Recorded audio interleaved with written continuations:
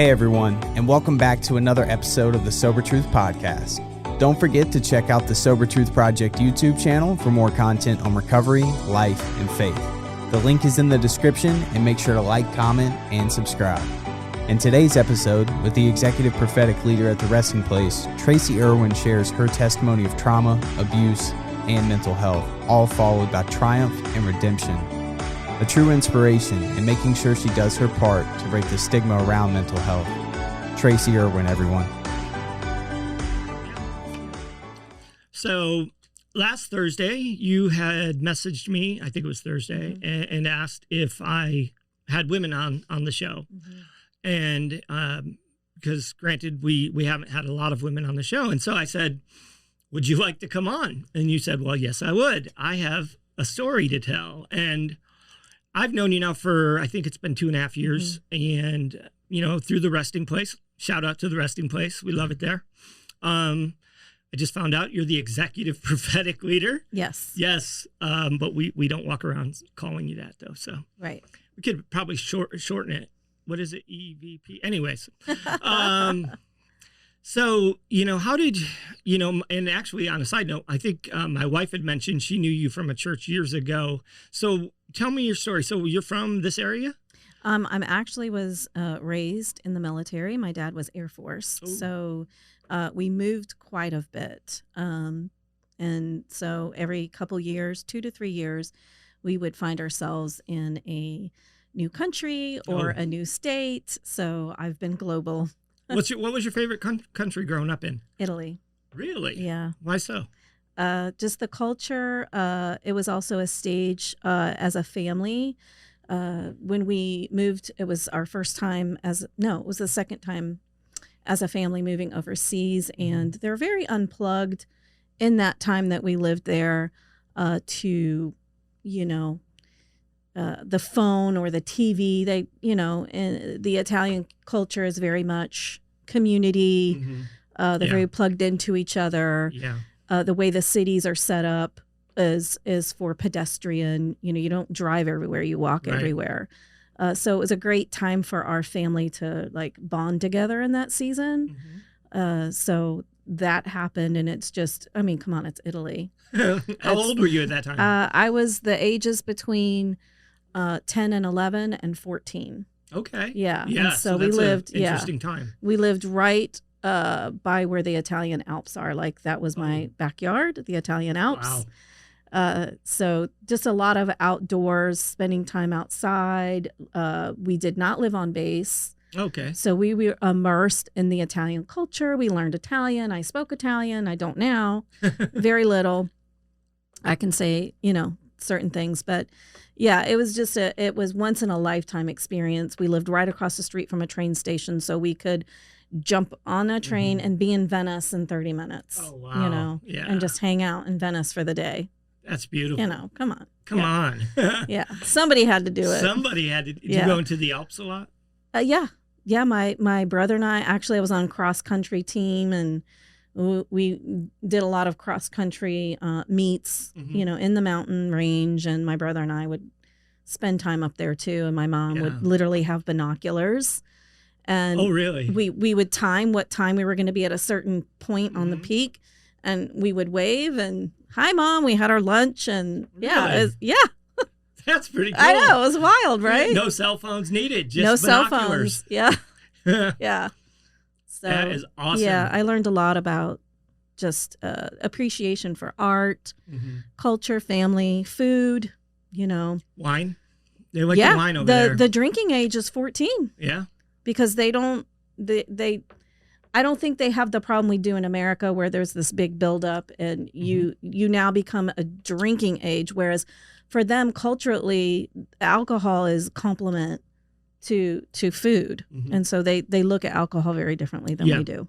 And I, you know, just on a side note, I completely believe that the rules that we have in this country are the reason we have the problems we have, but absolutely, that's a different podcast. So what about in the States? Did you live all over the country as well? Or? Yeah, I've lived in several states: Montana, Colorado. Colorado Springs is where I was born. That's right. You messaged when we were out there.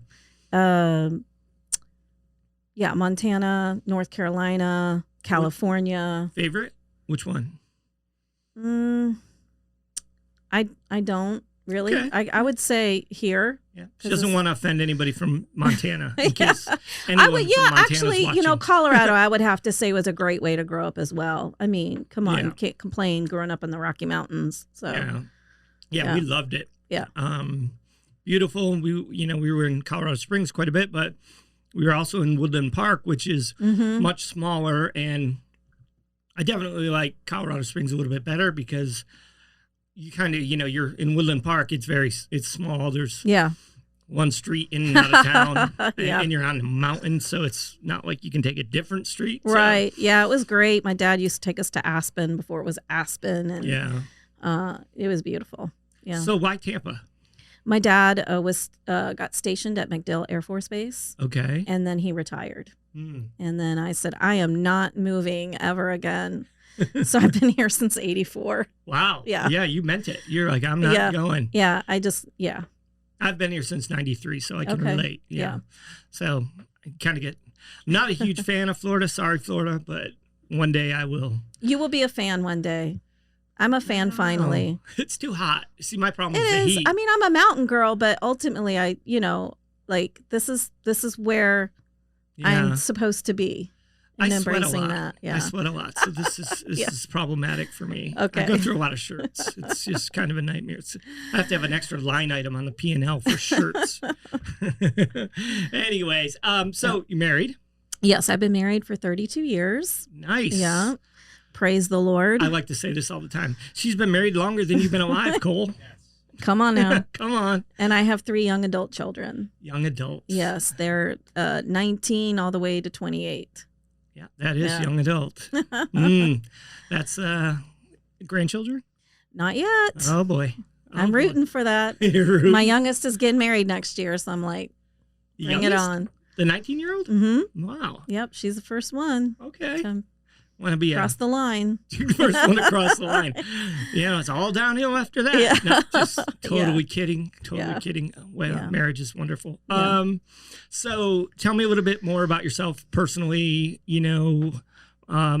I am a mental health advocate, someone who wants to change the way the world looks at the recovery that surrounds mental health and addiction and suicide. And I honestly believe they're all the same. They're all the same thing. And I think, addiction is simply the side effect of something that's wrong internally. And mental health is the same, and the same with suicide. So wanting the world to change is so important because until we begin to see this differently, we're not going to be able to do it. We're going to keep treating it the same and acting the same. And, the people that struggle will go through it the same. So there has to be a shift. And part of the way that we shift the paradigm is to tell stories and personal stories and things that people can relate to, and people, can look at, say, okay, that's me, and there is hope. And so you are here today to tell us some of your story. Yeah. The problem is never the problem. Right.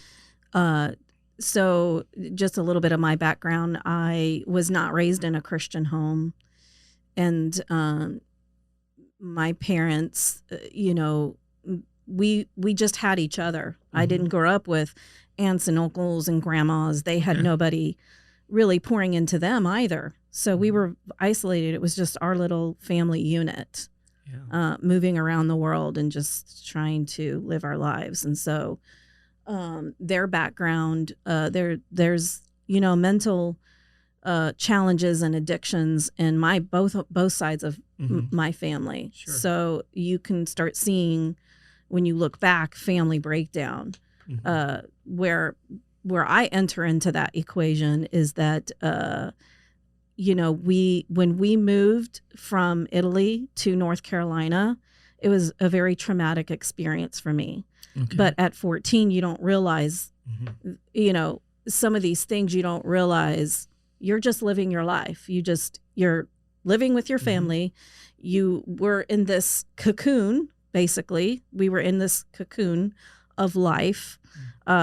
Mind you, one of my siblings, my sister, my oldest sister, was terminally ill while we lived in Colorado and Montana. And she was diagnosed with lupus, but this was in the 70s. It was before they even knew anything about lupus. So she was sick for about 5 years, and then she passed away. So she passed away when we lived in Colorado, and then we moved to Italy, right? So that was a healing process for us as a family, and I'm sure a great, I don't mean it negative, but a relief to my parents who were trying to take care of 5 kids and work and all of those other challenges, and just having closure. Yeah.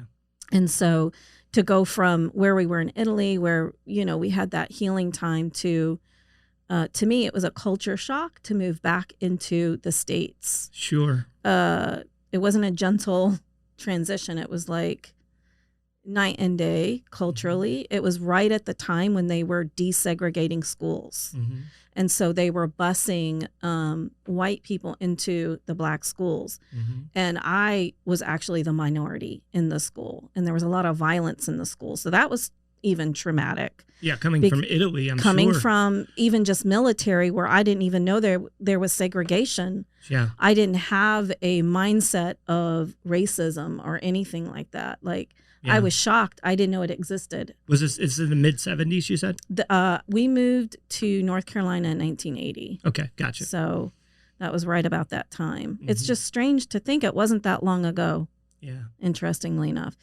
Anyway, so I was looking back now, I realized I was struggling to deal with that transition in life with the age that I was, and just dealing with living there and the situations that we were put in, and where we lived. It was just a lot to take in, and there was nobody there guiding me through that. So I started to begin unhealthy mechanisms of dealing with the stress and the trauma and the anxiety I was having. Yeah. And so at age 14, I began hanging out with the neighborhood kids, and we would, I would, sneak out of the house, and we would meet in the neighborhood, and we would just go in the woods and, chug a few beers, smoke a few cigarettes. I had never done that before. So that was kind of like my introduction into that world. And it wasn't long before I gained a reputation of, and was proud of it, to say, oh, Tracy will try anything once, and I was like, let's try acid. Let's try, we were just young and bored and, experimenting. I didn't have a lot of guidance at that time. Both of my parents were working, and then it was just, I was kind of left to my own devices to figure life out. I didn't have a lot of guidance. So I learned a lot about culture from movies and music. Well, that wasn't very helpful, because it was kind of damaging, putting damaging beliefs that, a lot of things that were damaging to me. I thought that is just what you do. I didn't know any different. Sure. So it just led me down that path of addiction. But addiction wasn't my problem. The problem was trauma. The problem was not necessarily having someone help me grow emotionally, and so there was a void there. Yeah, absolutely. I think, I'm just, I try not to counsel on the show, but it's like the counselor in me just always comes out. And just sitting here listening to your story, and so first, as I always say, trauma isn't what happens to us. It's what happens inside of us because of what has happened to us.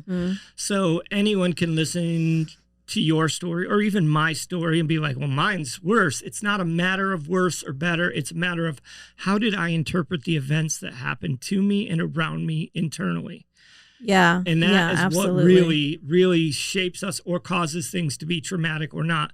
And then the absence of someone that we see as trustworthy and loving to guide us is where the trauma ends up forming identity. And so, right. obviously you went through things, and I'm honest, the thing with your sister, as if I was your counselor, that would be the first thing I would go to. Yeah, that was very traumatic. And my parents, honestly didn't know how to deal with that. Sure, so they're dealing with it themselves. I mean, to put it nicely, like, because I have a very great relationship with my parents, that, I had to get there through counseling. I've had tons of counseling. But I highly respect them and honor them. My mom's passed away now a couple years ago. And we had to rebuild our relationship because there was just trauma beyond belief of, I don't know how she survived. The trauma she survived in her childhood was a very violent childhood. Same with my dad, grew up in the Bronx. He had a very violent childhood. So knowing their background, they did not have the ability to parent me emotionally when I needed that at those very crucial developmental age. I had a great childhood, don't get me wrong, but there were traumas because of their lack of skill, honestly, of not knowing, but just having, like you said, that void. And so when my sister was sick, there wasn't a lot of conversations. Right. And when she passed away, there was no memorial. There was just like, I had a sister one day and the next day I didn't. Yeah. And I stayed home from school. That was the extent of it. That was it. So there was no processing the loss of her. Yeah. And there's also, there's all the things that lead up to it as far as how much attention we feel like we're getting from our parents during the time that she's dying, or how do we view the way that they're treating her during the time that she's dying. There's so many things that can alter the course of, once again, how absolutely. we see ourselves. Pain is a lousy leader. Yeah, that's a great way to put it. Pain is a lousy leader. Were you the rebel in the family? My sister actually was. She was? Yeah. I think that in some ways I was compliant and a people pleaser. But I was also rebellious against somebody telling me what to do. Yeah. Don't tell me what to do. Anti-authority. Yes, I was very anti-authority. That got me in a lot of trouble. Which is ironic considering you're in a military family. Absolutely. Yes. Yeah. But, I was a daddy's girl and I wanted to please my parents to a certain point. Which one were you in the family? I'm the baby. You're I'm the youngest. Stop the presses. Stop. Okay. Hold the brake. Baby. Yeah. I'm the baby too. So out of 5. Yeah. And so we tend to be the most screwed up. Yeah. I can only speak for myself. Yeah. I'm not saying you are, but I don't know if I was or not, but I was definitely screwed I just, up. You get a lot of the tail end stuff. And I did learn a lot what not to do from my older siblings. Okay. Don't do that. Don't steal the car. Don't, Right. But I think all of us, at some degree or another, we really got into a lot of mischief and trouble and experimented with drugs and alcohol and, breaking the law. I never broke the law or never got caught. See, now you're lying because you did. You were drinking and smoking in the woods. I just didn't get caught by the law. Well, I caught you because we know. Just whereas, some of my siblings probably actually outwardly broke the law. I gotcha. So, you just looking at the family dynamic, I think that's the one thing, and just knowing, the kind of work that you're doing.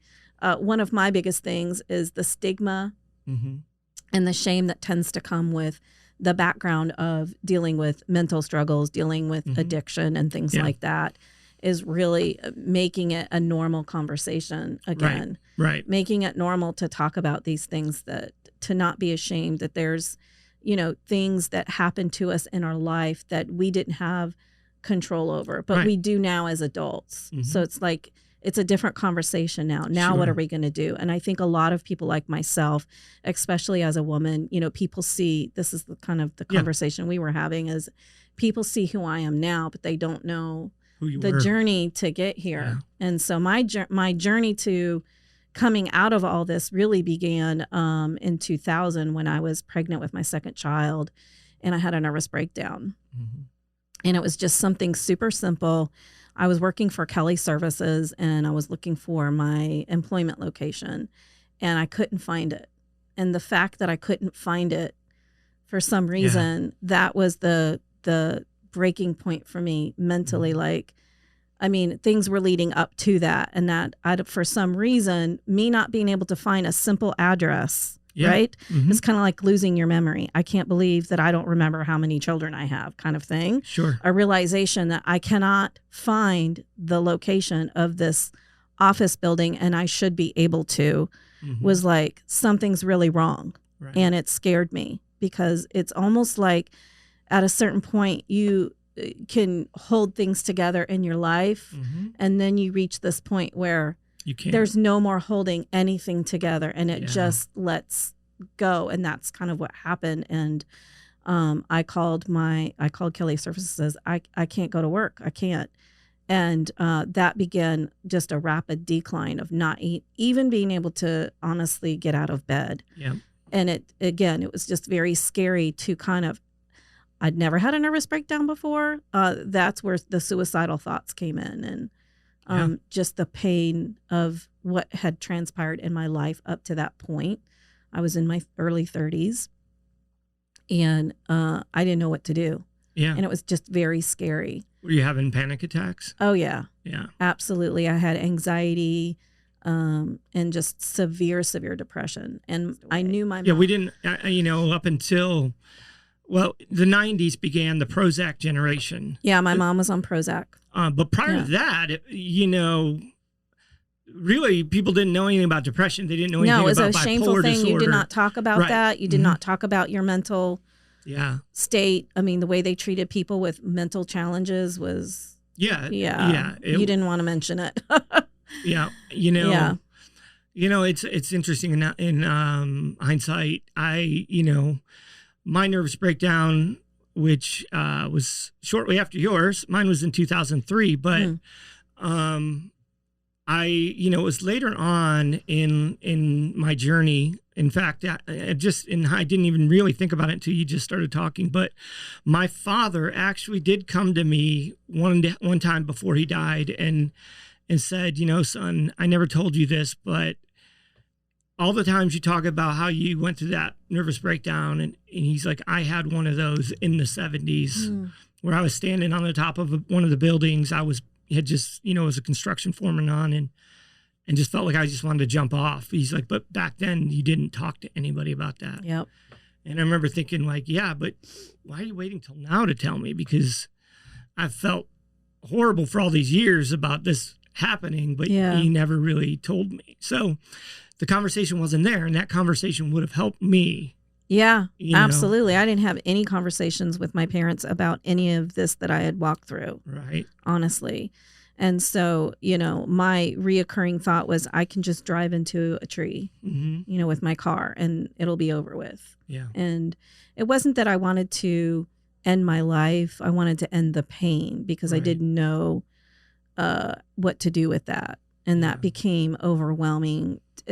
When it gets to the point where it cripples your life, you can't see past that. So how in the world could I even understand my identity and destiny when you're in the midst of, so much pain? You just can't even see past that, Right. Which is such the reason for these conversations. Absolutely. That's why I'm here. The church for so long has made it seem like just tell somebody their destiny and they'll be okay. And it's like, not if they want to die.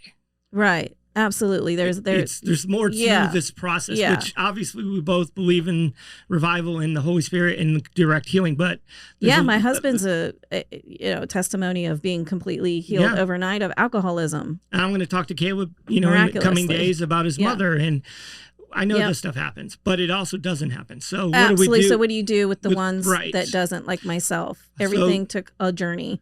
How did your husband handle it? Well, let me ask you this. Were you Christian yet?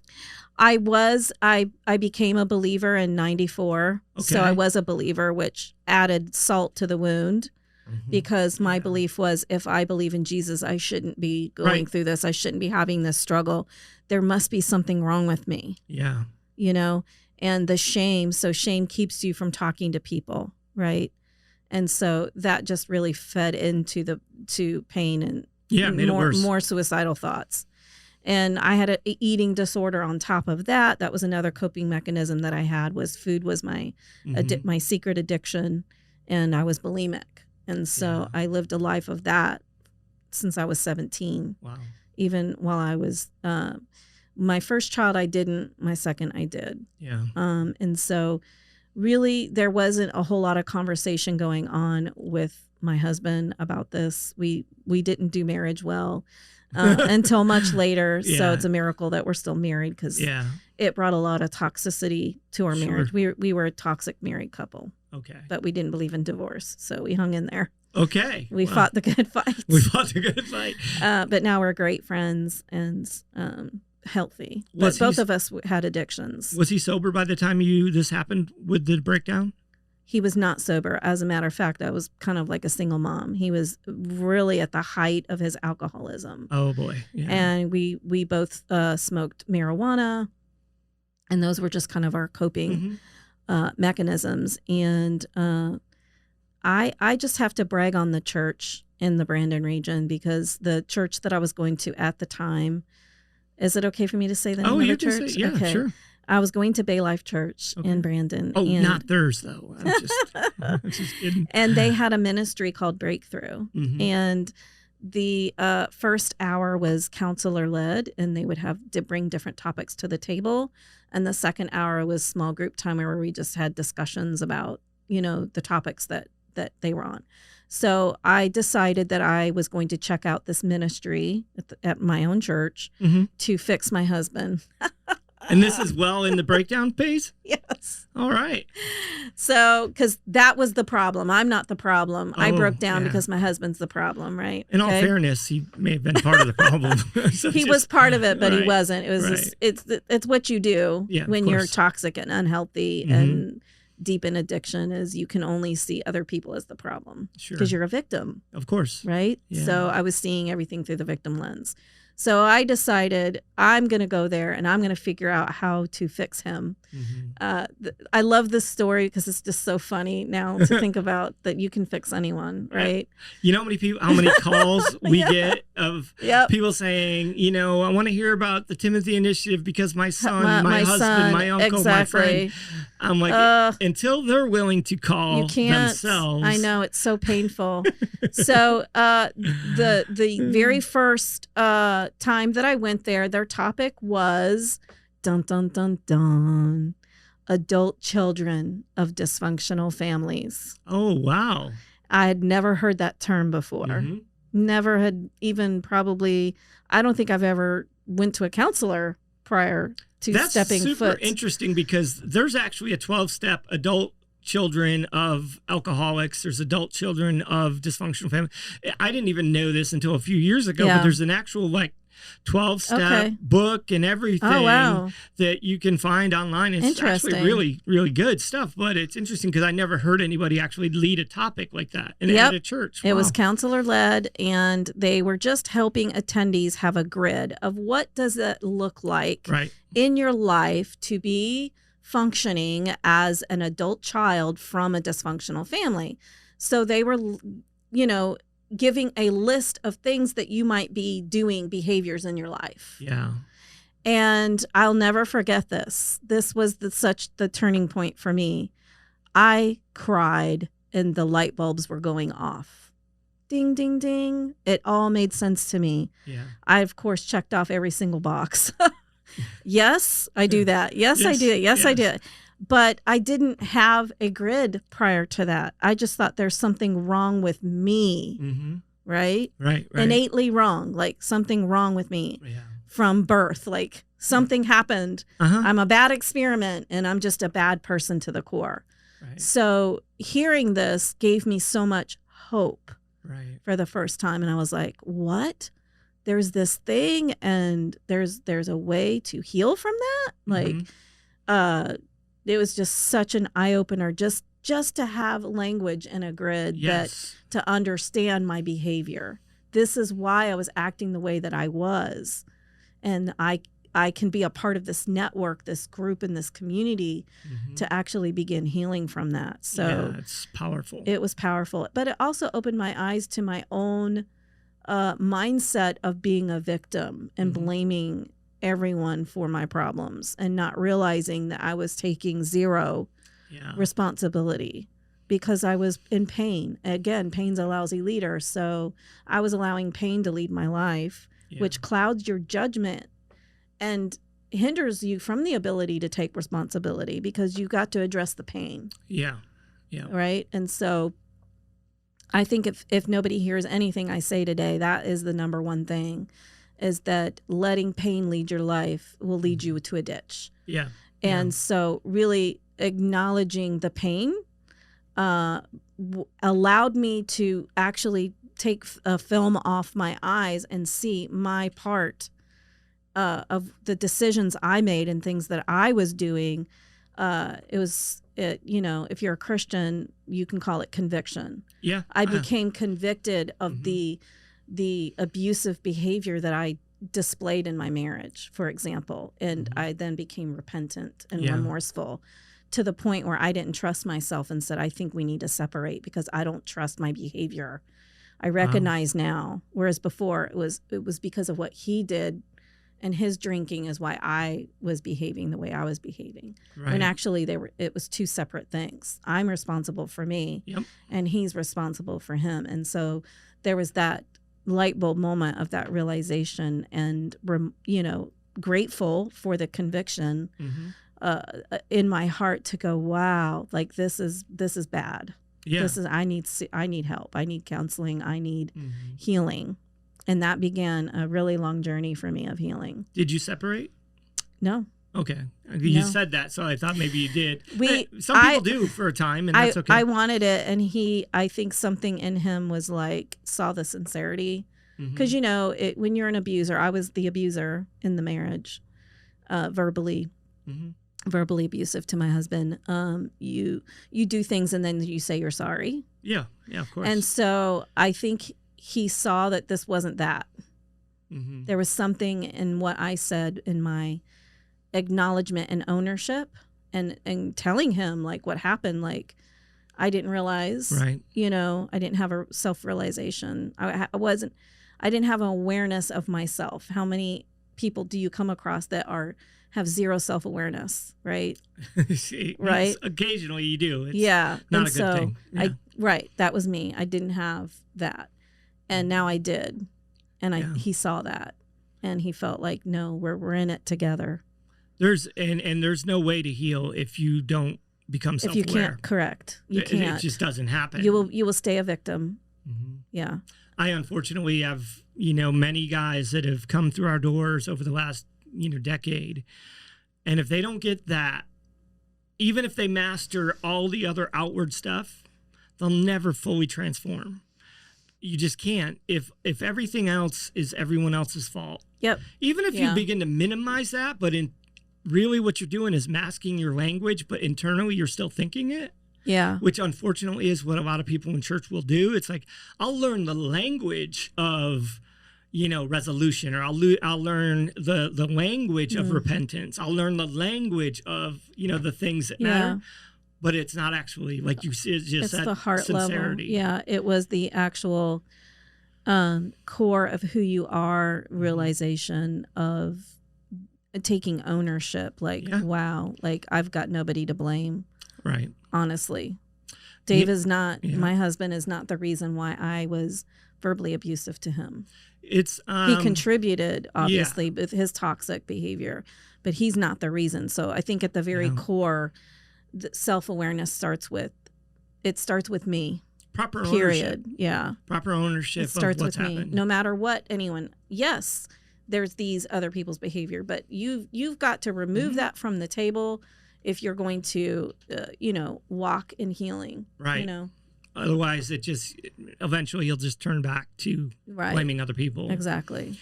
So Dan Allender is a Christian psychologist that I actually, have followed a lot of his teachings and actually taken a lot of his classes. But he's known for treatment of suicide abuse victims, of which I am one. So sexual abuse is, unfortunately way more prevalent than we realize. But he says to the sexual abuse victim, what your abuser did to you was wrong. Mm-hmm. But what you've done because of that is still sin. Right. And so, a lot of times sexual abuse happens and it's many years before it's addressed. So that life you've lived in between often is a life of abusing others, of victimizing others, of all these things that you're still, no matter how horrendous the abuse was, you're still responsible for what you do to other people. Yeah. We have to take ownership, of how we're living our lives in response to things that happen to us. It makes me think of just a few traumas that happened in my life. Before I was a Christian, I was living with my boyfriend. Unbeknownst to me, he was addicted to cocaine, and he was on a cocaine binge. And that's a pretty tough one to hide, but that's okay. I'm pretty naive, I have to admit. I'm just awake right now, honey. I am pretty. Let's clean the house. I'm still naive. I think it's God's protection over me because I cannot fake. I'm just naive in a lot of ways. So I was naive. I didn't realize that was going on, and he terrorized me one night, and it was he had raped me, he had held a gun to my head.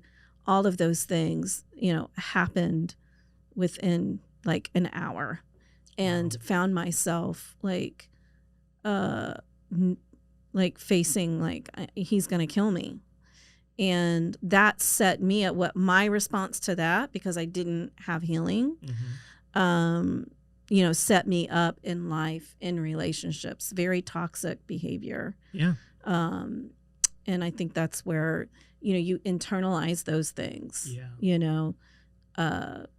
don't know what to do. What do you do with that? If you're not doing anything with it, what is happening with inside yourself?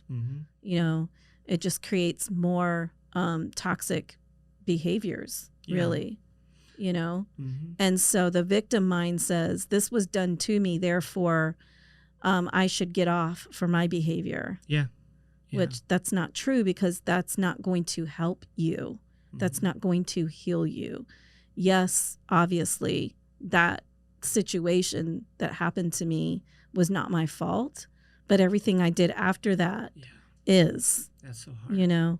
And so there's so many traumas like that accumulated and happened in my journey before I became a Christian, and even after the trauma, even after I became a Christian, which sometimes I think is just as heavy, because now you're a believer and you think everything should be wonderful. So here I am, a Christian with children. I'm depressed. I'm suicidal. My husband and I are toxic. We're abusing each other. And we're Christians? Really? Right. So that was just a whole nother layer of shame. Yeah. So I'd say bravo to Bay Life Church for having breakthrough ministries, which they still have. If they anybody, do. Yes, that's great. It was, it's a game changer for sure. Yeah, that's really take ownership. That's amazing that so much has transpired. I mean, you just threw that last little bit at me, and it's just casually, I'm like, okay. Well, because I have, it's almost like I'm talking about another person, because I've gotten so much healing from that. I was even able to address my abuser.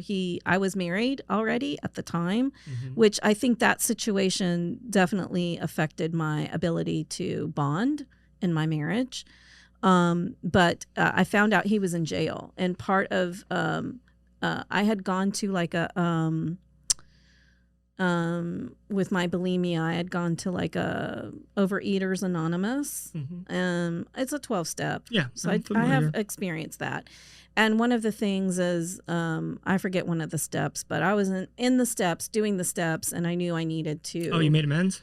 Yes. So I got permission from my husband to write to him where Step he was. 8. Oh, is it? Okay. Yeah. Where he was in jail, and I wrote to him and just kind of told him the things that, how that affected me in my life. And I did get a letter back, and my husband and we read it together, and he was apologetic, and he did apologize. And that's when he told me he was on cocaine and things like that. You still didn't know? I had no idea. You just thought he came home like crazy. Yeah. Yep. He was just went crazy. He just went cuckoo. I was like, what is happening? He had, I guess you don't really know what happened. You just knew he was on cocaine now. Yeah. Yeah. Why was he in jail? Writing bad checks. Side effect of cocaine. Yeah. Often. Yeah, he had his own little breakdown in life. It was just toxic. You know, I was always in a toxic relationship. I was addicted to drama. So an addict is an addict is an addict, right? So either addicted to food or addicted to drama or addicted to marijuana. You know, there's just take your pick. I was, you know. Now it's just addicted to Jesus. Exactly. But now I'm free from all that. All right. I am free. And, you know, I'm thankful. I'm not against medication, but I'm grateful that my journey led me to find wholeness in the Lord without that. Yeah. Well, I think your story speaks of someone that's been through actual trauma. Yeah, and absolutely. therefore, when that happens, medication's not always, required. I'm, absolutely for medication when it's, somebody that is, clinically going through something different. And that is real. It's a very real thing. I actually went and seen Dr. Caroline Leaf this weekend. Oh, wow. And I really love her. I think she's so amazing. But in all fairness to people that may be listening, it's like she doesn't often mention medication. And for me, I can take what she says for what it's worth. She is extremely smart, so I do kind of take that. But I do have friends in the mental health community that sort of get offended because she doesn't ever say it's okay for somebody with a clinical situation. It's like everything can't always be fixed with changing the way we think. Sometimes there's actually something wrong. An imbalance. Yeah. Yeah, absolutely. It's a real thing. And so definitely if anybody is watching or listening, that is real. And that's okay too. Absolutely. Just get the right doctor, get the right people around you speaking into your life. Don't do it alone. And absolutely. You have to know what's good for you in consultation with a great counselor and great counsel. I decided I wanted really great people around me that were healthy. That's the other thing I want to say on here is that I had to leave a lot of toxic relationships and put myself in a place to invite healthy people to surround me. Sure. And their willingness to do that. And that's where, in Breakthrough Ministries, where I found that. I found people that are healthy, had a broken free. If you're not free yourself, you can't help free other people. So they had already broken free from things. And they were in a place of health and wholeness that could walk with me. And they did. How long were you in there? I was in there as a recipient for probably 4 years. Okay. And then I became a facilitator and helped other people for the 4 last years? 4. Yeah. So for 8 years in that ministry. That's amazing. Yeah. There was a lot, when I think about it now, talking to you, like 4 years, that's a long time. It is. But I was 30 something years old. So I had a lot of trauma that I've not even mentioned, but just, a lot to deal with. Thank you. A lot to deal with. That is so important. Like, that's why when people look at the Timothy Initiative and they're like, why do your men stay so long? Are they just lazy or they're afraid to go out in the world? It's like, no. It takes many years to heal somebody that for many years they've destroyed their lives. Absolutely. I had a lot to answer to. I had a lot to heal from. A lot of things I did to people. A lot of things that were done to me. Even though I put myself in those situations, it was still traumatic. Sure. I lived a very traumatic life as an adult. And I liken it to, not blaming my parents again because I love them and honor them. But it's like you're sending a child on a camping trip with no tent, no way to cook your food, no instructions. And that's what it felt like becoming an adult. I have a friend who is a non-Christian, and him and I did a show on trauma a few weeks back. And as a non-Christian, he has come to the realization after going through a retreat where that we are all born perfect. and we say as Christians, Yeah. you know, God made us perfect. He said so before the foundations Yeah. of the world. And, you know, God sees us without spot or blemish and holy and perfect already where we are. But we in the world think I'm broken. There's something wrong with me. But even as a non-Christian, he's finally learned. He's like, I'm actually perfect, as in when I was born and who I was. Your design. My design. But then my parents, and he said what you said. He goes, I want to honor them. Yes. But some of their ways of showing affection and love to me were bad. Yeah, you have to acknowledge. And it caused me to go down a road that made me no longer perfect. Yeah, it's just a knowledge of that. Yeah, one of the biggest game changers for me in wholeness was the way that I was led. It wasn't just like, oh yeah, I was raped. It was them walking through me. What was that like? What were you feeling? What happened? Talking details. I'm talking like from feeling terror, from like I'm gonna die, like walking through those things was part of the healing process. Just being able to have a counselor sit with you and walk you through those things of that pain and acknowledge, like this is how it made me feel. This is how I felt. This is how I responded to these traumas. That was super, super healing versus someone you just expressing, well, this happened, you know? Yes, that's an acknowledgement, but the healing comes when you can go into that situation and really express what happened to you as a result of that. You know, the way the mind works is fascinating. And one of the reasons we often don't heal when we do, like you just said, not the good way, but just, this happened. When we say it like that, the brain operates in a way that conserves energy. Yeah, and so it protects. It just files that away in the general category.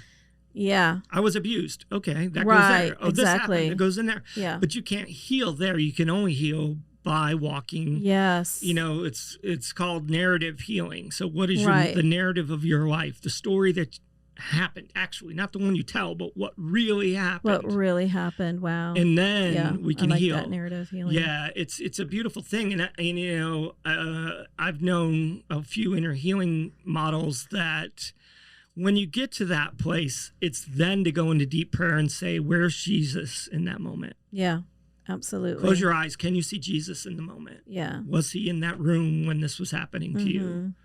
And, you know, and it's just so powerful to know I wasn't alone. Yeah, absolutely.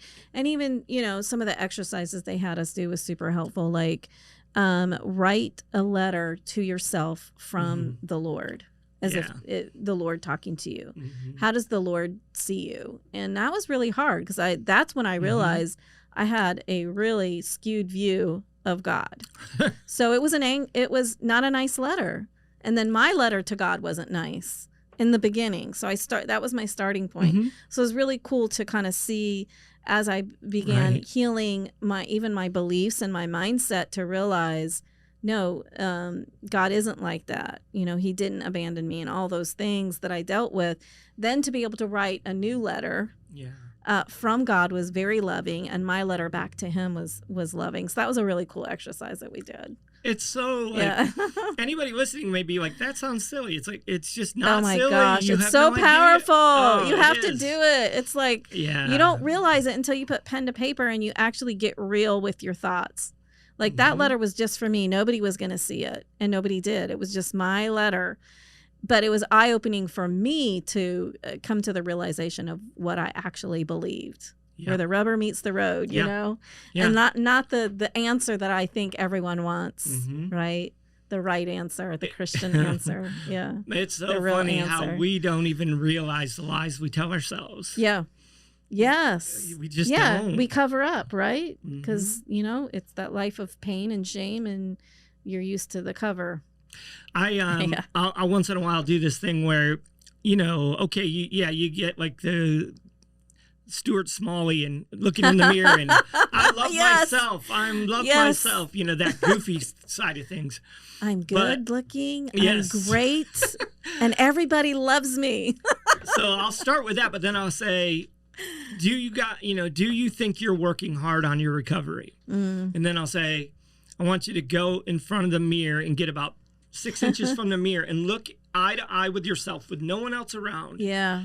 And say how you feel you're really working on your recovery, because you cannot lie to yourself. You might think you can, but it's one of those things where that's a cool exercise. You really can't try to lie to yourself. You feel it like it's a person lying to you. You know that you know. Yep, you do. You do. You know. But you know what you're working through. You know what you're doing. avoiding. You know what you're not doing. And I think that's just so powerful. Yeah. So, and then, of course, coming to the resting place, before that, meeting Caleb was life-changing for me, because we were kind of on the same trajectory and same, understanding, like, our identity in Christ, that what Christ did paid for everything, that I no longer have to strive for that. That was a huge second shift in my life.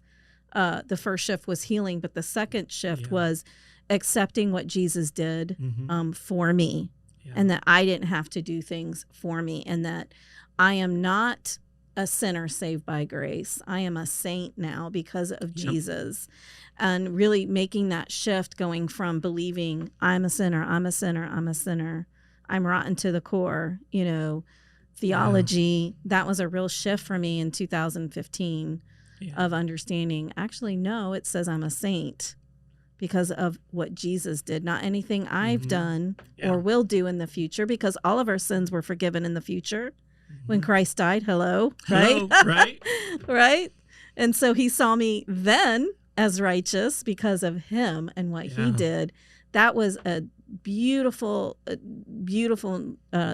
second biggest transition in my wholeness journey. Mine as well. Yeah. It was 2018 for me, and meeting Bill Vanderbush, and he's my fave, and just love Bill Vanderbush. Listening to him this one night, and for the first time, and even the way I ended up there being a God thing, and that's what I've been thinking about. Just like reckless grace. It's just such a shift Yes. in the way you can't. It changes you. Changes you can't inside out. You can't. I was like, I've had to leave churches that I was at because I'm like, you cannot go back. You don't understand. It totally shifts the way you pray. Absolutely. Are you praying? How you see yourself, how you see other people. Yeah, it's a game changer. And even again, that further that wholeness, that Zoe's wholeness, right? That Zoe life, that wholeness. It really solidified all those years. I don't regret. I mean, I probably could have cut short some of the healing years if I had that. Yeah. But I don't regret it, because it led me to where I'm at now. And I love my life where I'm at now. And I think my biggest thing of coming on here was that I am walking in the greatest part of my life right now, in the fullness of my identity and my destiny. And my life has launched. I always dreamed of this as a young girl, of being an executive. Ironically, that was my dream. I didn't want to be married or have a family. I wanted to be an executive. But to see the little girl dreams actually come to life, I never thought that would be possible. I never thought I would be a published author. Yeah. I never thought these things have happened. Because of the healing and because of knowing what Christ did for me, and knowing that I just repeat, anyone who's listening, you're not the problem, and the problem's not the problem. Yeah. When I learned I'm not the problem, it changed everything, changed everything. And so, those things, I wouldn't be where I'm at without those elements, I would still be living in pain and letting pain lead my life. Yeah, I think I like that. I'm going to steal that. I could have cut this. I could have cut it short. Didn't have to quite take this long to heal, but I mean, our story is who we are, and as messed up as my life is, I know that's why I'm sitting here. There is no me sitting here without that. Yeah. Absolutely. That's the reality. So I love it. but we can try to help other people find their healing sooner. Yes. Yeah. If I can help someone avoid years and years and years, it that almost became a striving. Like it was a never ending. When will I really be free? Yeah. When will I actually really be free? So there was always a level of freedom in the inner healing circles, but it wasn't fully complete until I understood the finished work of Christ and what he did on the cross, and that he did it for me, and that I'm not a sinner. When I made that mental shift in my beliefs and understanding what the Bible says, that's when I felt like I finally found full freedom. Like I am actually free.